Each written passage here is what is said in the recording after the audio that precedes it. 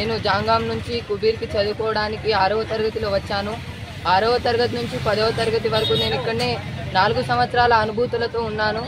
ఈరోజు మేమందరము 10వ తరగతి పరీక్షలు రాసి విడిపోవడం అనేది చాలా బాధాకరమైనటువంటి విషయం.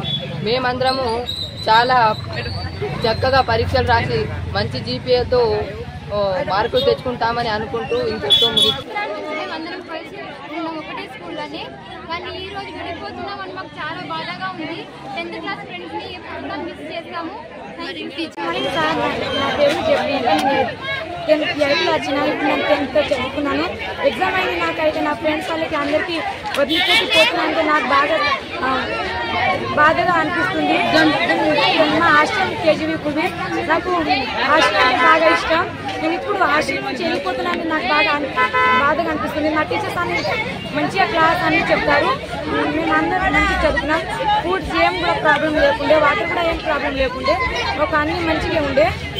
ఇప్పుడు నుంచి నేను 10th అయిపోతుంది కదా, ముందు హాస్టల్లో పోతా అనుకుంటున్నా కానీ ఏమేమి అవుతుందో తెలియదు. Bye sir, thank you. నేను కేజీబీలో చదువుతాను. అక్కడ మాకు టీచర్స్ అన్ని పాఠాలు మంచిగా చెప్పిండ్రు. అప్పుడు ధర్నా చెప్పినప్పుడు కొంచెం గ్యాప్ వచ్చింది, కానీ అన్ని సిలబస్ కంప్లీట్ చేసిండ్రు.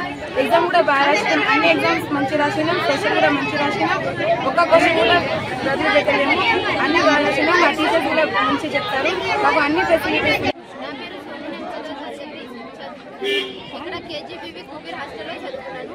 మా మేడమ్స్ బాగా మంచి పాఠాలు చెప్పారు. మేము మంచిగా ఎగ్జామ్ సోషల్ ఎగ్జామ్ మంచిగా చేసినాం. మా స్కూల్లో అన్ని ఫెసిలిటీస్ ఉన్నది. మంచి ఫుడ్ ఉంది. అన్ని చదువు మంచిగా ఉంది. నేను ఇలా నా పేరు సోను. నేను 10వ తరగతి చదివాను. ఇవాళ నేను సోషల్ ఎగ్జామ్ రాశాను. బాగా రాశాను. నేను కస్తూర్బా హాస్టల్లో ఉంటాను. నేను 8వ తరగతి నుంచి 10వ తరగతి అక్కడనే చదువుకున్నా. మా వాణి మేడం మరియు మా ప్రిన్సిపల్ మేడం. నేను ఎగ్జామ్ బాగా రాశాను. 10 GB HS girls high school Kubeer మండలం